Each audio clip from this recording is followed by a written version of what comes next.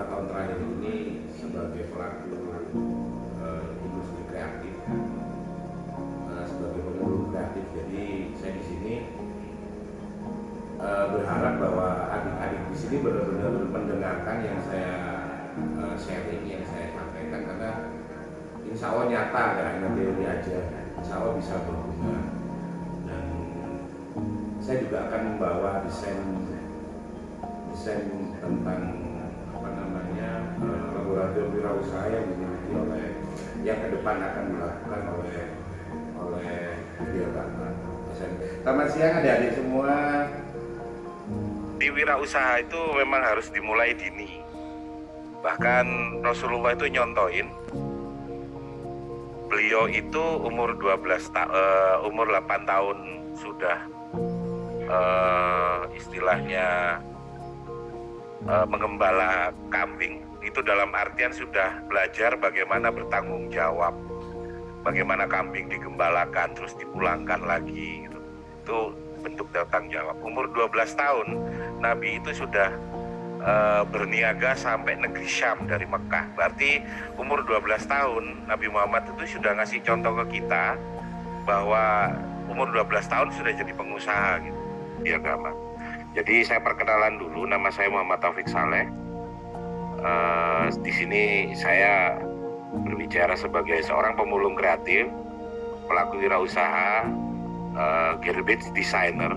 Sampai umur 30 itu 20-an. Nah, itu kerja sampai umur 70. Nah, jadi sampai umur 65 orang itu kerja gitu. Jadi dengan kata lain, desain kita sekarang, kalau kita ikut desain di kebanyakan orang, bahwa kalau kita mau ngikutin baru lulus kuliah terus baru kerja, habis umurnya nanti. Dan fakta yang terjadi sekarang, lowongan kerja itu nyaris tidak ada, apalagi ketambahan pandemi. Dengan kata lain, kalau adik-adik SMK di sini bermimpi bahwa akan suatu saat kerja ke orang, kayaknya makin kemungkinan itu makin kecil. Sehingga jalan satu-satunya untuk kita bisa survive di masa mendatang, mau nggak mau, kita itu harus menjadi seorang business owner, harus punya bisnis sendiri. Karena pandemi ini aja, ini tahun kemarin, itu tanggal 9 bulan 9 2020, pas setahun kemarin, itu sudah menghapus 2,3 juta peluang lapangan kerja. Bayangin sekarang berarti kan lebih besar dari itu. Dan Presiden kita sempat ngomong di kompas.com, jumlah entrepreneur di Indonesia jauh di bawah negara maju, kata Jokowi. Memang negara itu bisa dibilang maju jika entrepreneur atau orang-orang yang bergerak di bidang kewirausahaan itu di atas 14%. Sementara di kita angkanya masih 3,1%. Sehingga tidak memungkinkan sama sekali ketika kita punya impian bahwa kita akan jadi rebutan lowongan kerja, nggak mungkin. Pas-pasan lowongan kerja itu. Dan kalian harus bersaing, yang lulusan SMK bersaing dengan yang perguruan tinggi, karena yang perguruan tinggi pun kenyataannya juga nyari kerja gitu. Jadi kita berangkat dari ini, tapi ini bukan ngomong tanpa solusi, saya mengkritik bukan tanpa solusi. Makanya ke depan yang terbuka adalah bagaimana peluang kerja itu adanya ya wirausaha. Jadi pendidikan itu sudut pandangnya itu beda dengan dunia kerja nyata.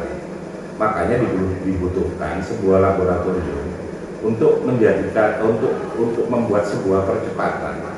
Bagaimana pembelajaran itu efektif.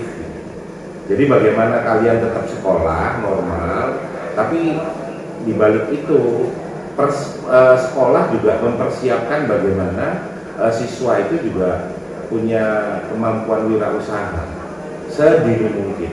Kalau perlu mulai kelas 10, dan tahun kemarin ada yang kelas 10 sudah punya produk kopi. Di dunia ini banyak hal yang memang dibiarkan gak efisien, gak efektif.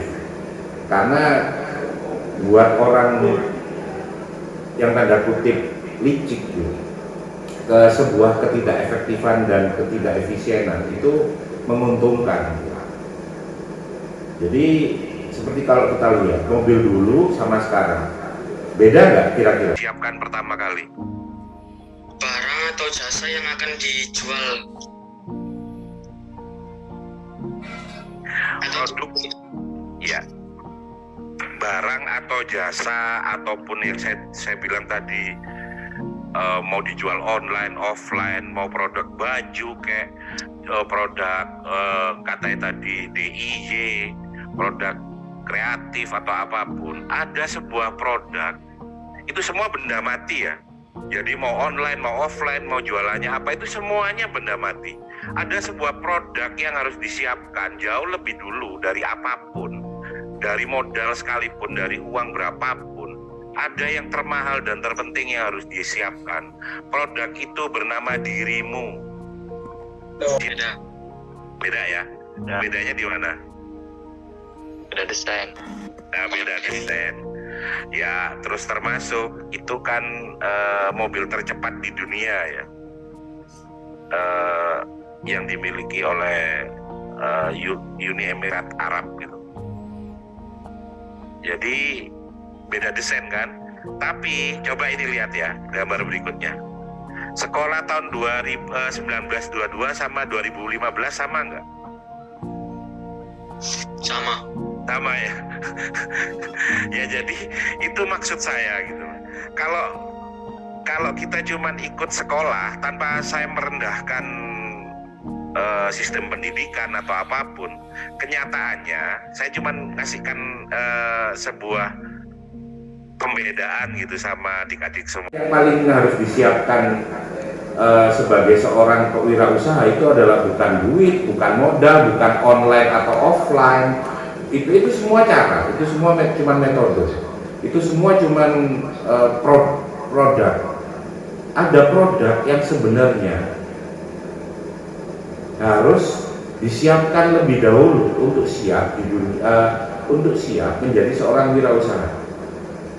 Ada harus produk yang disiapkan pertama lebih dahulu. Ada yang bisa jawab nggak produk itu namanya apa?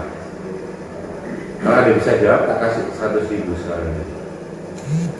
Jadi kewirausahaan itu ada 3, yang akar kultur yang akan ditanamkan di laboratorium wirausaha ini, yaitu pertama adalah kewirausahaan diambil sisi sikap, ide, dan kreatif.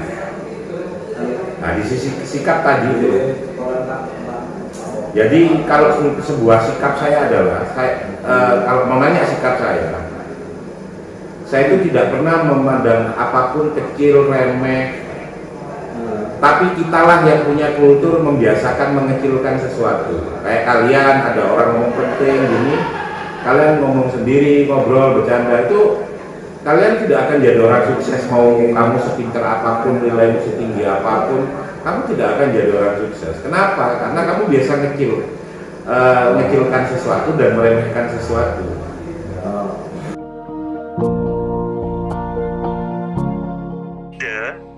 Itu hadirnya setiap kesulitan adalah peluang untuk menemukan kreativitas dan inovasi. Jadi kalau buat orang biasa melihat pandemi itu adalah kesulitan, buat orang-orang yang memiliki mental jiwa wirausaha yang sudah menyiapkan dirinya, setiap kesulitan itu adalah kesempatan. Sehingga hal yang dianggap kecil dan remeh itu berbalik mengecilkan dirimu sendiri. Gitu loh. Itu hukum alam gitu. Kalau kita biasa ngecilkan, kita suatu saat akan dikecilkan. Jadi sebenarnya peluang itu justru hadir ketika buat orang itu dipandang sebuah kesulitan. Zaman dulu yang namanya ojek itu harus ke perempatan jalan baru nemu ojek pangkalan. Tapi begitu ada orang menemukan sebuah, loh, kenapa orang harus jauh-jauh jalan ke perempatan untuk dapatkan ojek? Akhirnya dia buat aplikasi untuk menjawab kesulitan buat orang. Buat dia itu peluang. Dia buat aplikasi yang orang itu nunggu di rumahnya, ojeknya yang datang. Akhirnya dia sekarang punya perusahaan unicorn, di mana unicorn tuh omsetnya sudah triliun. Sebenarnya ilmu-ilmu yang anak perguruan tinggi pun kalau mereka nggak jadi praktisi ya nggak akan tahu. Jadi tentang disruptif, disruption, tentang startup, tentang scale up itu nanti akan diajari. Dan di kelas mau sampai kalian kuliah pun belum tentu diajari karena itu ilmunya para praktisi. Ini loh, hambatan kreativitas ini, kebiasaan senang pada kenyamanan, terpaku pada pola yang sudah ada, males. Istilah kasarnya males. Cari enake. Terus keterbatasan waktu dan energi, karena energinya dialihkan sesuatu yang nggak bermanfaat. Ketidakmampuan mengenali masalah, berpikir negatif, takut gagal. Tadi sudah nanya, kalau produk kita nggak jalan, padahal kamu belum produk aja belum buat kok sudah ngomong gagal. Tahun 2009, untuk orang mengambil sebuah gambar dari udara, seseorang itu harus nyiapkan helikopter, sewa helikopter minimal, sama pilotnya. Terus kemudian siap menyiapkan seorang kameramen, jadi minimal 2 orang yang siap. Terus sebuah kamera yang bagus yang bisa ngambil gambar udara. Tapi tahun 2019, hanya dalam 10 tahun, baik kameramen dan pilot helikopter kehilangan pekerjaannya. Jangan lupa selalu mengupgrade dirimu. Karena nanti mobil yang kalau sekarang kita pesen Gokar atau Gojek, itu ada orangnya. Sekarang ada sepeda, ada motor, ada mobil yang nggak butuh orang untuk nyetirin. Berarti siap-siap yang sekarang kerjanya di supir, jadi driver, ya akan kehilangan pekerjaannya gitu. Dan itu kenyataan. Jadi ke depan itu pekerjaan yang buat kalian masih bisa mamanya ngomong, mau kerja jadi apa? Oh, mau kerja ke orang jadi apa? Jadi karyawan toko. Nanti nggak ada karyawan toko karena sekarang ya semuanya online. Nggak butuh karyawan toko. Sama kayak ini. Jadi kalian kalau tidak bisa menginovasi diri kalian, ya kalian cuma hidup, punya nyawa, punya nafas, tapi sebenarnya kalian mati sudah.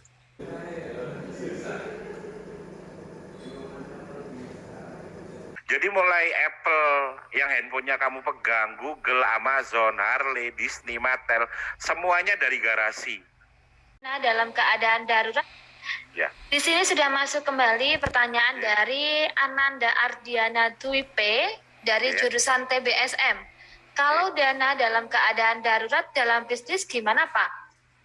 Maksudnya? Uang. Ya, kalau dana dalam keadaan darurat dalam bisnis gimana, Pak? Seperti itu. Ya nggak pakai dana, memang bisnis nggak pakai dana. Sekarang logikanya gini aja, punya uang 50.000, ya berarti yang bisa dijual dengan uang 50.000 apa? Ya itu yang dimulai gitu. Semuanya dari kecil dulu, nggak ada yang langsung besar. Malah justru sepengalaman saya, orang yang berawal dari apa namanya, modal dulu itu malah sebenarnya nggak akan sukses. Ini sudah masuk lagi satu pertanyaan dari Ananda Samsi Prayogo dari 10 TKJ. Pak, saya mau tanya, kalau dalam keadaan darurat usaha itu maju atau tidak? Dalam artian sukses atau tidak? Sekarang saya nanya sama sampean, orang jual minyak kayu putih sebelum pandemi sama pandemi ramean mana? Hanya untuk kayu putih. Menurut Ibu ramean mana? Nah, gitu loh. Jadi yang kita jual di masa apapun, mau kalau masa perang yang paling laris mana? Antara orang beli alat musik atau alat perang, pistol, senapan gitu. Yang mana? Nah, alat perang. Sama kayak gitu. Jadi antara kenyataan, makanya yang terpenting dari itu orang, setelah orangnya adalah kemampuan melihat peluang. Ada Ananda Wasila, Pak. Mau tanya, apa pengertian wira swasta dan wira usaha secara etimologi dan terminologi? Waduh. Kalaupun aku bisa nyeritain mana wira swasta atau wira usaha, tapi buat aku judulnya depannya kan kata wira. Wira itu berani. Ya pokok intinya berani aja. Kalau mau etimologi ini tanya sama orang kampus pinter. Jadi aku di sini berada di sini itu jangan ditanyain soal-soal yang ada di buku, di Google banyak. Pak, saya mau tanya. Monggo Le. Caranya mempertahankan usaha yang udah kita rintis gitu gimana, Pak? Nah, sip. Yang pertama fokus. Jadi saya punya usaha di Jakarta itu yang di Mabes TNI itu sudah masuk tahun ke-20. Tahun ini masuk tahun 20. Kenapa kok bisa bertahan 20 tahun? Gitu kan? Sedangkan sering kita lihat dulu ada yang namanya BlackBerry hilang. Kenapa? Perusahaan yang hebat itu adalah perusahaan kecil tapi yang kuat. Dan kesuksesan seseorang pengusaha itu ditentuin dari selama apa dia bisa establish.